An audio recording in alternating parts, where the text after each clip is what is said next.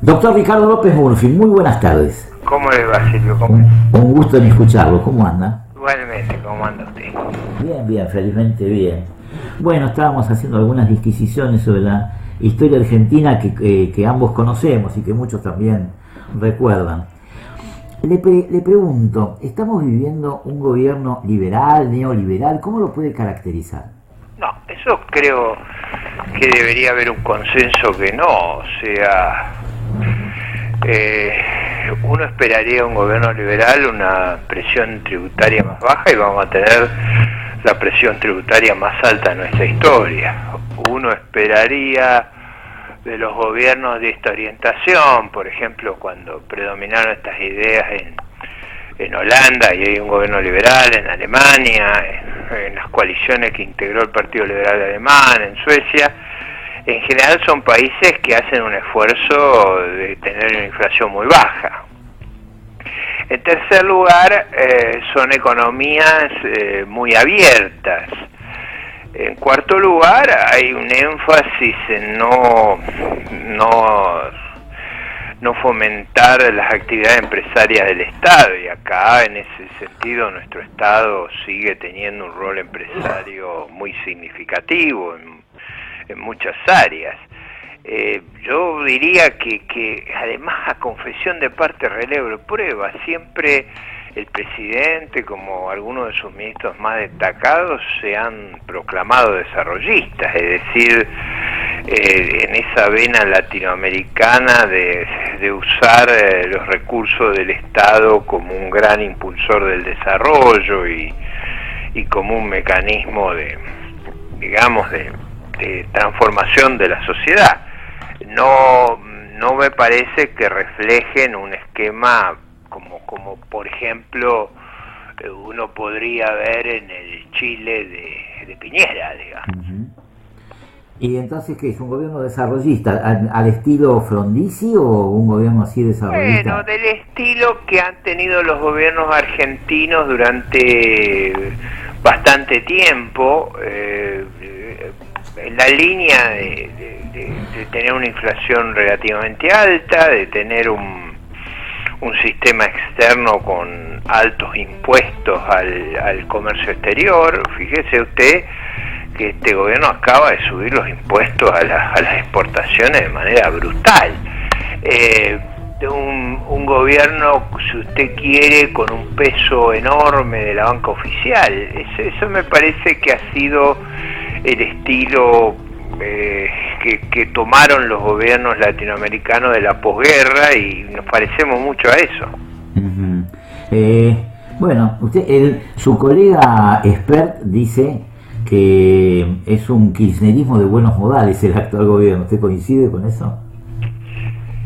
Yo diría que ahí yo establezco una diferencia en el sentido que no percibo todo ese componente de agresión a las libertades públicas, de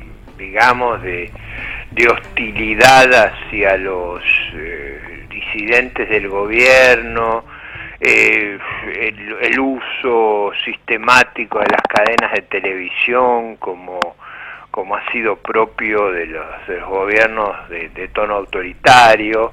Yo no percibo esas características, me parece más parecido a ese estilo latinoamericano que muchos de nuestros vecinos abandonaron, pero que fue muy propio de las décadas del 60, del 70, del 50, ¿no? Uh-huh. Bueno, y yo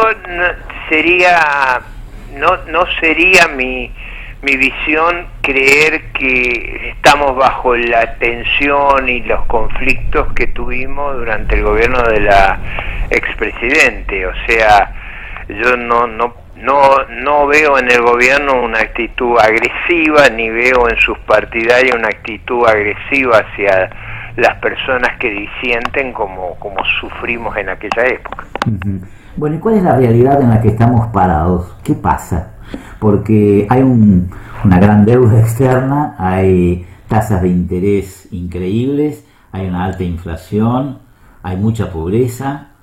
Bueno, ¿qué pasa? Usted acaba de decir hace poco que hace falta un periodo completo de gobierno para restaurar esta situación. Sí, quizá más también. O sea, yo tengo a ver, Yo creo que el país hace 12 años que no crece su ingreso per cápita. Escuchó bien la cifra. 12 años. 12 años. O sea, el ingreso per cápita de Argentina hace 12 años que no crecemos. ¿Por qué no crecemos? Bueno, básicamente por 3 razones. Tenemos muy baja inversión, o sea, nuestro capital per cápita crece muy poco e invertimos mal. Tenemos un deterioro del capital humano, o sea, los rendimientos educacionales en nuestro sistema, digamos, de instrucción nos hemos venido rezagando respecto a nuestros vecinos en las pruebas que nos hacen comparables con ellos. Y yo diría la productividad no ha aumentado, es una economía de baja calidad de inversión, que se ha ido cerrando, que está muy aislada del mundo. Entonces ese componente de baja productividad nos está haciendo mucho daño. ¿Qué se quiso hacer sobre todo durante el anterior gobierno, que este gobierno no cambió? Y ahí yo creo que viene el argumento de Spet. Durante el anterior gobierno eso se quiso compensar, esa descapitalización, básicamente ampliando mucho el gasto público. Eso no era sostenible en el tiempo y este gobierno reemplazó esa descapitalización fuerte que ocurría durante el gobierno anterior con un endeudamiento, que es otra forma de descapitalizarse. Ese endeudamiento, mal llamado gradualismo, funcionó hasta que yo no creo que era conveniente, ni a mí no me parecía viable, pero fue lo que el gobierno intentó, hasta que en abril los mercados internacionales se volvieron, digamos, refractarios a seguir incrementando el endeudamiento. En esas condiciones, el hecho de sostener esos niveles de gasto público en base a una gran deuda, cuando usted no tiene más acceso a la deuda, eso lo pone en una situación muy crítica, y lo que estamos viviendo es una transición de un país que dependía mucho del endeudamiento para cubrir sus gastos a una economía que no dependa de eso. Esa transición es muy traumática y es la que estamos sufriendo, y sobre eso yo montaría una sensación de gran desconfianza sobre el futuro, porque da la sensación que la Argentina tiene un gran problema de gobernabilidad. No se ve ni en la coalición de gobierno actual ni en la oposición quien pueda reestructurar el Estado de una manera que sea financiable, y esa falta de gobernabilidad produce una gran incertidumbre sobre el futuro, y eso explica las tasas extravagantes que tenemos de interés internas y externas. Pregunto, ¿se pueden reconstruir las mayorías de alguna manera como para que el gobierno que surja el año que viene, bueno, tenga cámaras más accesibles, que tenga... que pueda gobernar. Que pueda gobernar. Bueno, yo creo que otro error de diagnóstico muy serio que cometió la actual coalición de gobierno, o sea, yo creo que cometió un error muy serio en la campaña electoral de 2015, cuando brindó un panorama rosado de lo que nos esperaba. ¿Usted se acuerda? La inflación va a ser fácil de bajar, van a llegar inversiones a borbotones. Nada de eso era cierto, dados los desequilibrios y los problemas que nosotros teníamos.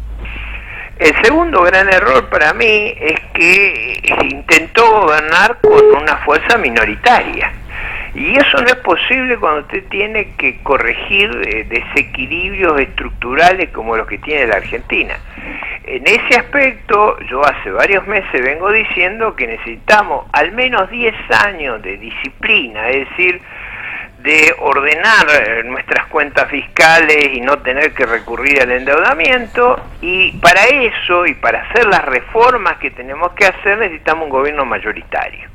Entonces, el punto ahí es cómo usted construye ese gobierno mayoritario. Si usted parte de la idea que va a ser una campaña electoral y que va a tener un diagnóstico que lo lleva a un gobierno minoritario, aunque usted pueda ganar las elecciones, yo creo que con eso los problemas que tenemos no son enfrentables.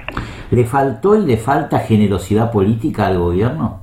¿Hay sectores que pueda incorporar a una coalición que le permita una mayor gobernabilidad? Bueno, ahí viene el problema del realismo, es decir, hay dos tipos de coaliciones, las que se hacen acá, que en general son frentes electorales, y las que se hacen en Alemania, se hacen en general después de la elección. Claro. ¿Cómo hacen los alemanes? Después del resultado electoral usted ve con lo que cuenta. Y con lo que cuenta tiene que hacer el gobierno. Por eso a veces usted ve esos gobiernos de gran coalición donde la fuerza conservadora, demócrata y cristiana, hace una alianza con la fuerza socialdemócrata, y a veces hace una alianza con la fuerza liberal, a veces hace una alianza con el Partido Verde. O sea, usted mira los datos de la realidad, Silvio. A veces los datos de la realidad le arrojan un entramado que puede que a mí no me guste, pero es lo que hay.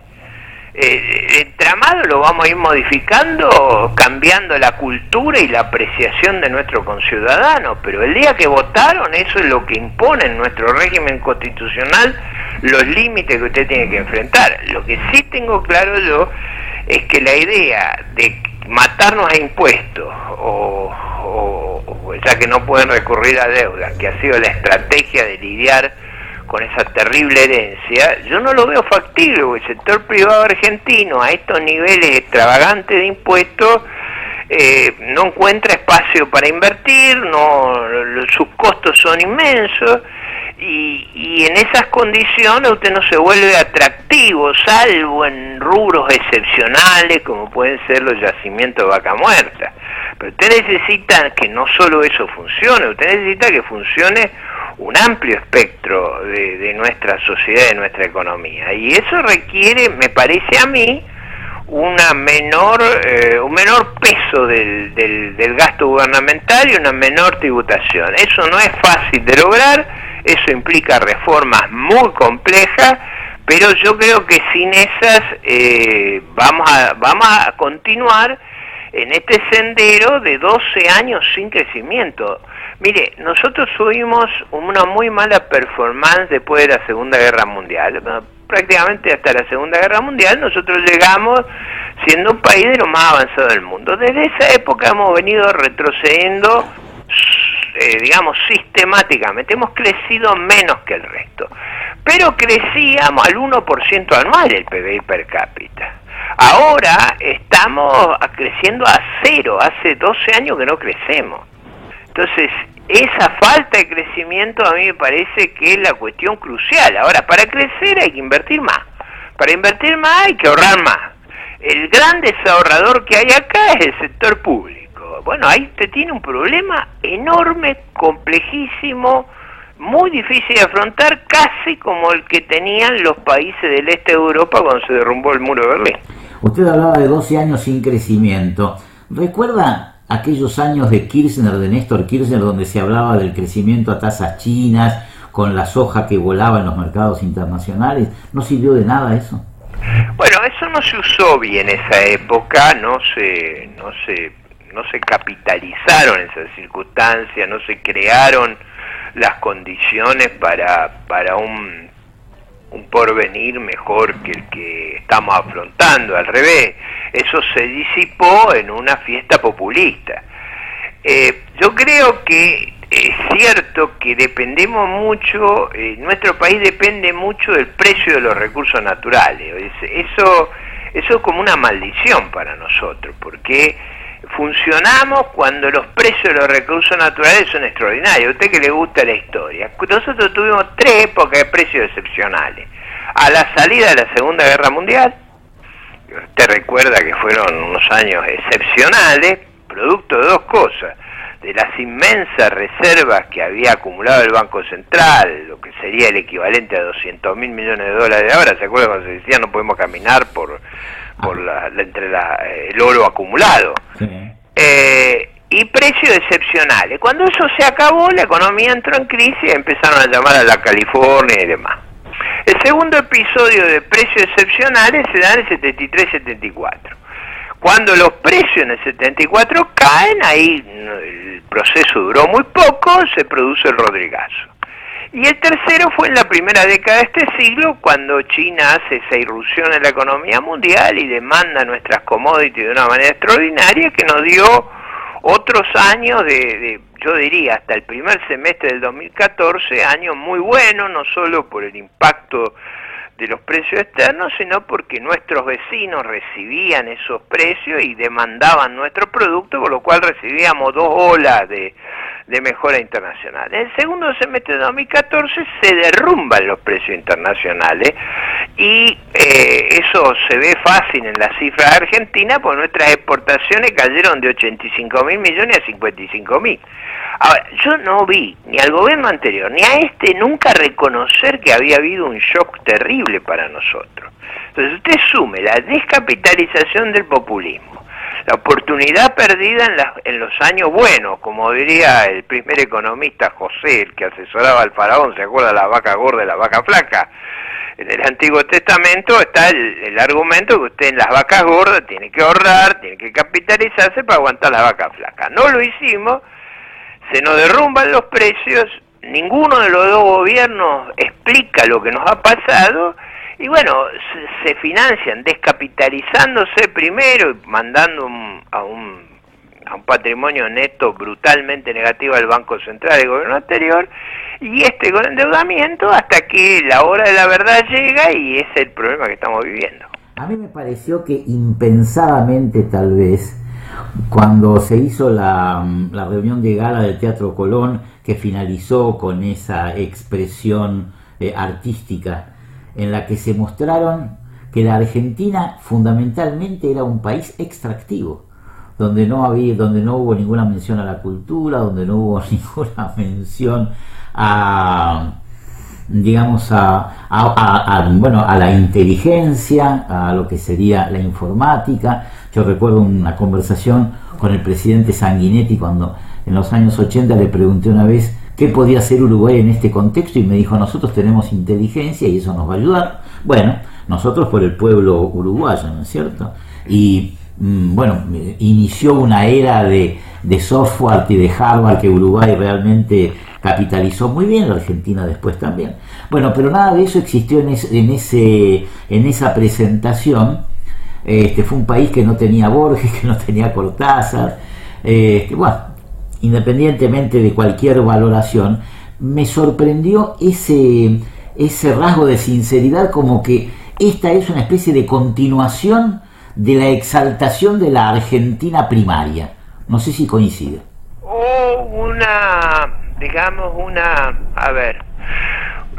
Yo le decía hace un rato, una extraordinaria convicción de lo que nos va a sacar son nuestros recursos naturales.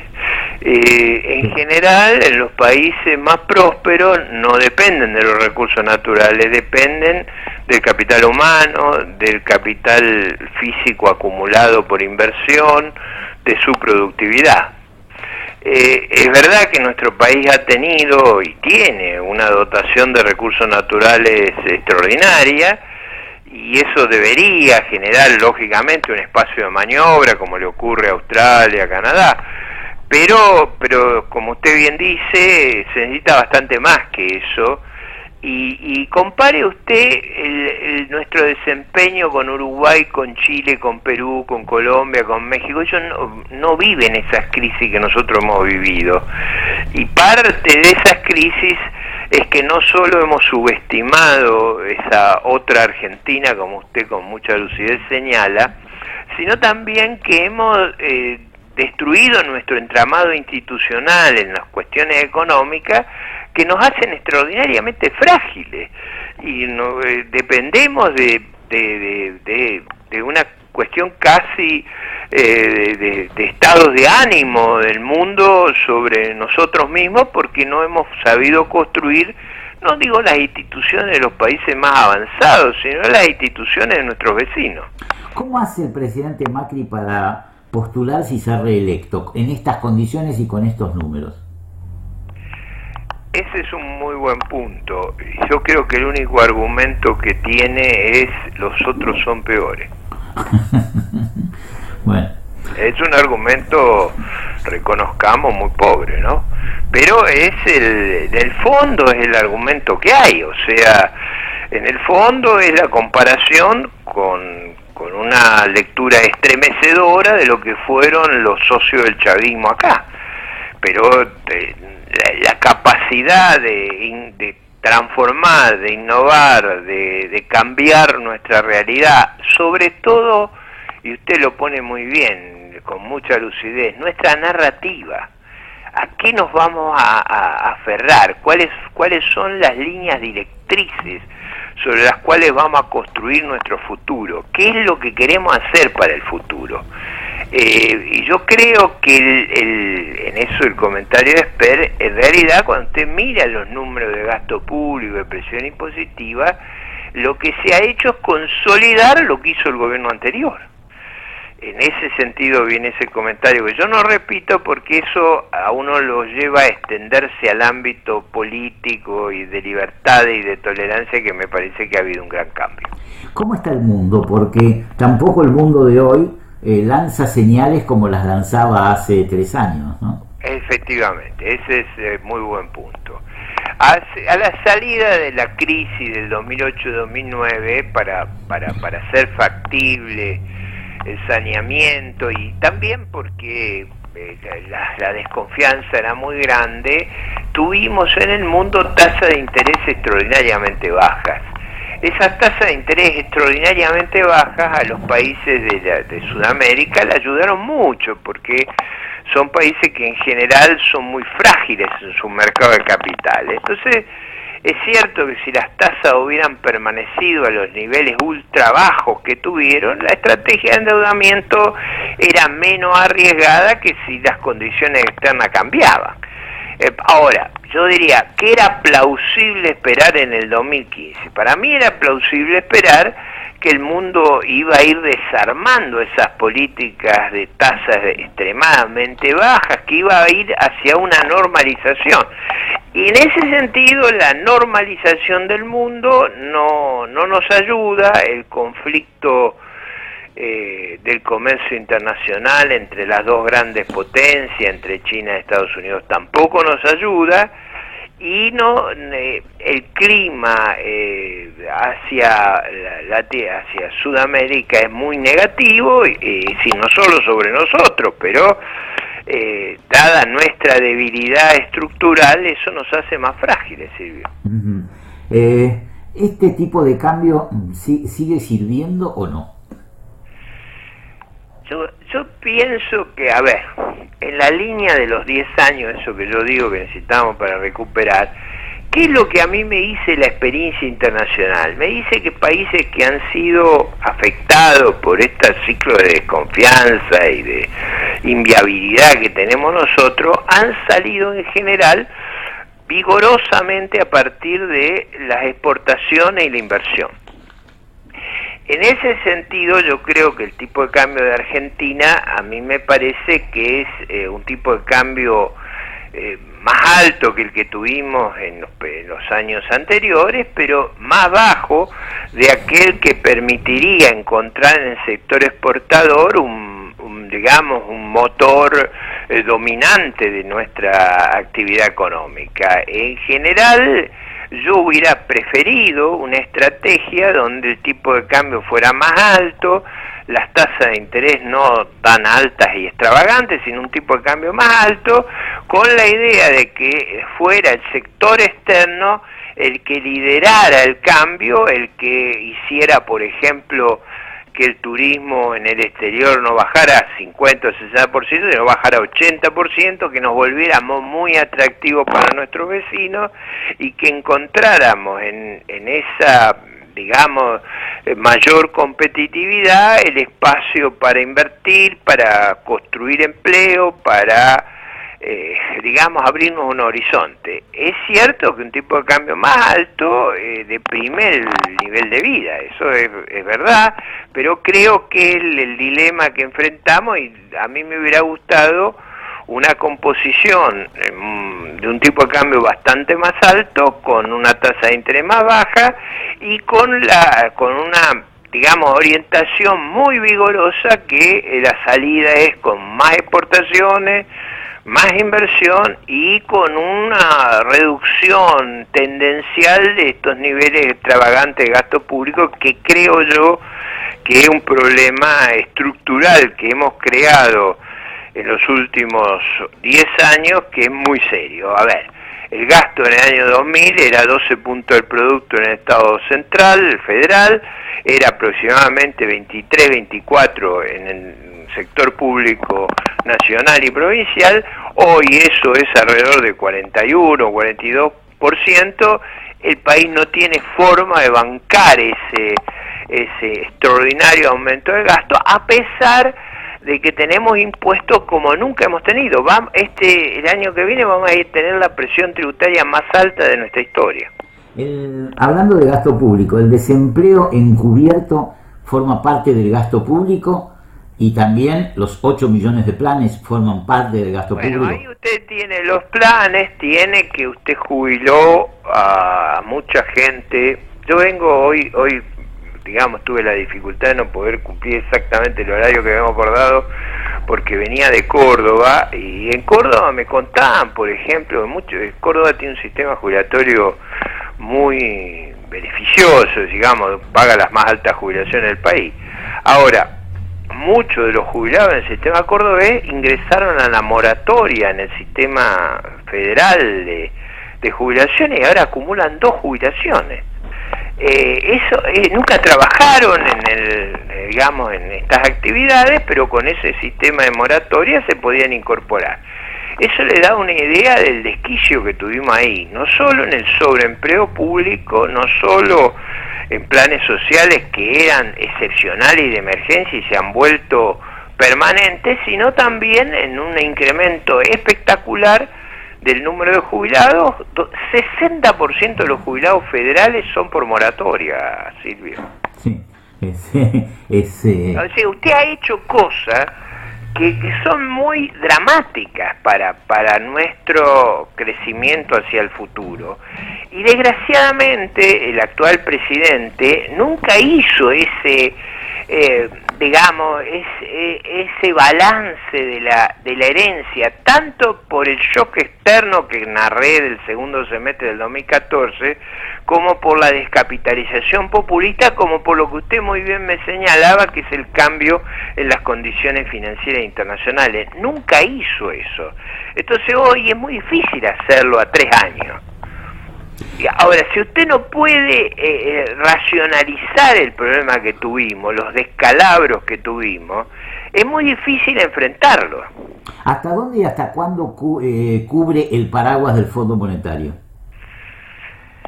El paraguas es muy importante, yo diría todo el año 19, y cubre una parte del 2020. Por eso, si usted mira las tasas de interés en Argentina, es como si cayéramos en un precipicio en el 2020, porque ahí deja de haber una ayuda descomunal como la que hay para este año y el año que viene. Pregunto, la adecuación del tipo de cambio no se dio por una decisión del gobierno, sino que se dio de afuera hacia adentro. Es decir, el mercado fue poniendo una tasa en un nivel de tipo de cambio, y luego aparecieron para frenarlo estas tasas de interés. ¿Le parece que nosotros íbamos a principios de este año, allá por marzo, abril, si usted proyectaba a un déficit en las cuentas corrientes de 42.000 millones de dólares? Eso era una locura. Entonces lo que ocurrió fue que, digamos, externa e internamente se percibió la brutal magnitud de ese equilibrio, y lógicamente el mecanismo corrector es una fortísima devaluación. Ahora, el punto que acá hay que tener presente es a qué desequilibrio externo usted puede apuntar. El gobierno todavía está apuntando a un desequilibrio que para el año que viene es alrededor de 2 puntos del producto. Bueno, yo creo que los países que han sufrido estas crisis en general hicieron una corrección que ya no tenían más déficit externo, porque el mecanismo que lideraba la corrección era la expansión de exportaciones. O sea, usted tiene que, a ver si lo puedo poner de una manera transparente, usted tiene que hacer que nuestra industria, que está acostumbrada a trabajar para el mercado doméstico, se vuelva exportadora. Ahora, eso requiere un tipo de cambio importante. Bueno, Voy a la parte final, si usted lo consiente, preguntándole algo de tipo personal. ¿Va a adherir al proyecto Expert? ¿Se va a seguir quedando en casa y balconeando la política? A ver, yo sigo actuando en la vida pública, no solo en este reportaje. Si usted sigue mis intervenciones públicas, yo he participado y participo activamente en el debate y he fomentado y he tratado de impulsar todos los grupos que están asociados a esa visión liberal que ha sido mi visión histórica, que sigue la tradición de Alberdi y de Alem, digamos una tradición muy importante y que yo creo que está asociada a nivel internacional a los países que han sido más exitosos y que resguardan mejor los derechos de los ciudadanos, los derechos humanos, que son los países donde hay más tolerancia. Eso es lo que creo yo que nuestros padres fundadores, sobre todo Alberdi, planeó para la Argentina y es lo que yo sigo creyendo que es el rumbo que tenemos que transitar. En ese aspecto es verdad que yo discrepo fuertemente con la coalición que dio lugar al gobierno anterior y discrepo con la coalición que nos gobierna. Y simpatizo con la idea de tratar de ofrecer a la Argentina una alternativa. Reconozco que en la polarización es muy difícil que haya un tercero en disputa y parte de mi viaje a Córdoba es ayudar a que nuestra gente afín se organice sobre todo a disputar los gobiernos locales, a crear los grupos de adherentes que hagan factible el desafío de la política electoral. Yo entiendo que hay una posición a nivel de otra gente afina a estas ideas que cree que hay que ir a disputar la elección nacional. Yo ahí tengo, si usted quiere, la preocupación de qué espacio tenemos en una elección muy polarizada y cómo organizamos nuestros recursos, tanto territoriales como financieros, para estas campañas electorales que yo soy muy consciente del costo que tienen y lo difícil que son de ser llevadas a cabo. ¿Cómo se llama el movimiento que usted está organizando? No, la red por la libertad, que nosotros hemos armado un espacio muy grande y está incipiente los partidos, una suerte de partido liberal, eso está incipiente y hay, como lo hubo en la oportunidad de la candidatura mía a presidente, fuerzas afines en los partidos provinciales, eso está toda esa cooperación sigue existiendo. Ahora, una cosa es esa circunstancia y otra es que estemos en fuerza de lanzar una competencia electoral a nivel nacional con las dos frente a dos inmensas maquinarias como las que habrá que confrontar. Los movimientos libertarios de Córdoba, especialmente, y en otros lugares del país, ¿tienen algo que ver con esta red por la libertad? De ahí vengo. Todos esos muchachos están... lo que más me impresiona, si usted quiere, Silvio, y que es una muy buena noticia, es de increíble adhesión juvenil. O sea, lo que yo noto, al revés del pasado, es que al hacer a la conferencia que yo di, para, digamos, armar lo que sería una narrativa alternativa a estas dos grandes coaliciones que nos obligan, que tenemos en el proceso electoral, lo que a mí más me impresionó fue la cantidad de jóvenes que había en la audiencia. Estábamos llenos y el promedio de edad era muy cercano a los 20 años, al revés de lo que nos pasaba antes, donde nuestra adhesión era en general en personas muy maduras, ¿no? Bueno, así que Pero bueno, eso es lo que estamos tratando de fortalecer. Yo no digo que no lo podamos hacer en la competencia, digo, se tienen que dar circunstancias para que sea viable esta confrontación. Yo admiro a los que tienen la vocación de hacerlo. En mi caso yo miro con mucho cuidado la logística de cómo se hace eso. Quiere decir que la idea es armar de abajo hacia arriba, ir por concejalías, por municipalidades, por pueblos pequeños, por ciudades medianas. Y en lo que usted decía, en el debate cultural. Bueno, eso la batalla la vamos a ganar primero en la cultura, después en el territorio local y después vamos a estar en condiciones de ir a nivel nacional. Esa es mi impresión. Creo que uno de los déficits muy grandes de estos últimos años es precisamente el terreno de la cultura, la batalla dentro del terreno de la cultura. Exactamente, ¿no? La batalla de las ideas, esa ha sido mi, si usted quiere, ya que usted lo pone en términos personales, ella ha sido mi obsesión, y es verdad que tenemos formada la Red por la Libertad y alrededor de 40 centros adheridos. Cada vez que vamos a todos estos lugares va a escucharnos y acompañarnos un montón de gente con esta nueva característica que es enormes grupos juveniles. Lo que yo no percibo todavía es que tengamos los recursos financieros y logísticos que desafiar a estas dos inmensas maquinarias requiere, ¿no? Les deseo un excelente año, que bueno, que fructifique el trabajo político, y bueno, espero que nos sigamos reencontrando para experiencias tan interesantes como esta. Absolutamente, y como usted bien dijo, la batalla es por la idea, y recuerde usted que cuando el país funcionó, lo que prevaleció fue esas ideas de integrarse al mundo, de mirar los mejores modelos, y se triunfó primero en la idea y luego en la política, no al revés. Un gran abrazo, Ricardo, y muchas gracias. Gracias. Hasta luego. Hasta luego.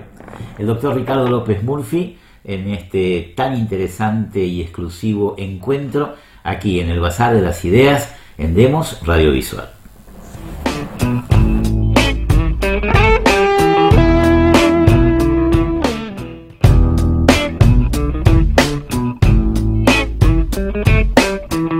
Literatura, música, historia y filosofía en Demos. Silvio Uberman y Diego Uberman presentan El Bazar de las Ideas. De lunes a viernes, de 14 a 16, en Demos Radiovisual.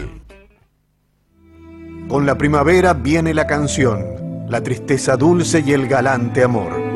Con la primavera viene una ansiedad de pájaro preso que quiere volar. José Martí.